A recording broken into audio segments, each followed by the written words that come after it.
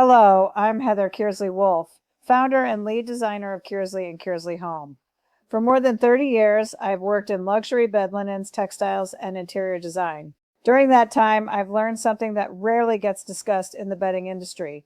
What you sleep on matters far beyond thread count. Most people already understand this concept intuitively.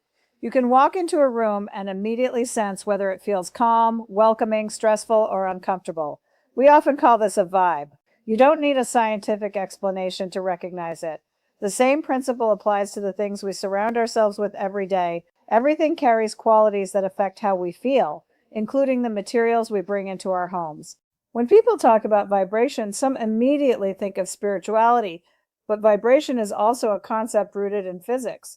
Everything exists in motion. Everything has measurable properties.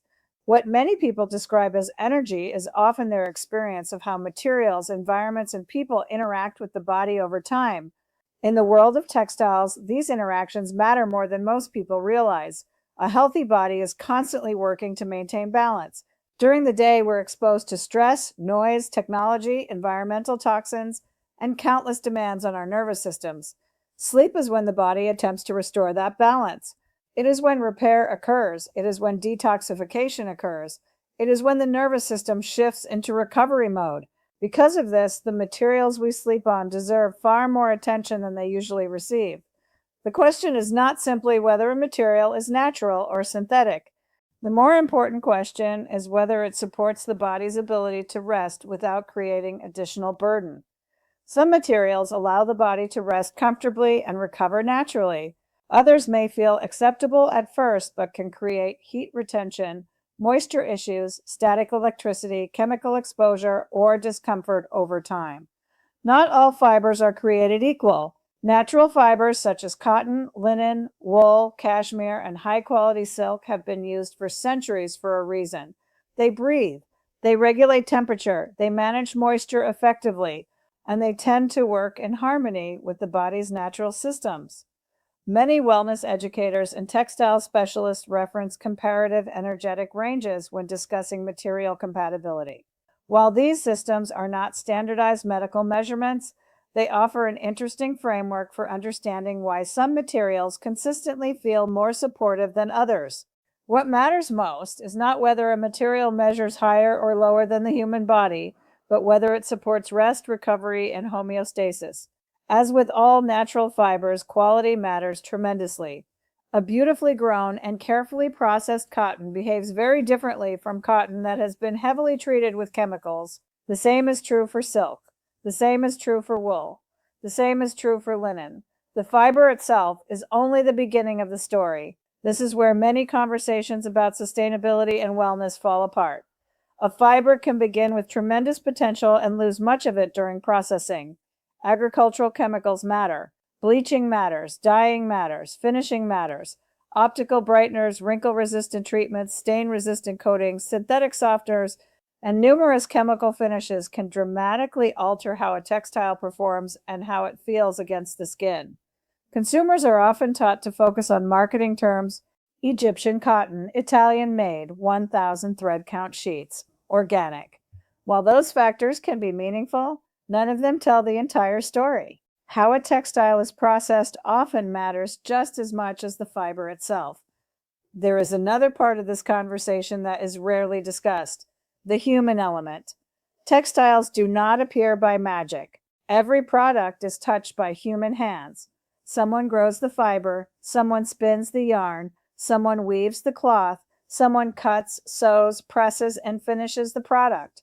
When production relies on exploitation, unsafe working conditions, impossible schedules, or unfair wages, quality almost always suffers. Conversely, when skilled artisans work in healthy environments, are compensated fairly, and take pride in their craft, the difference is visible in the final product.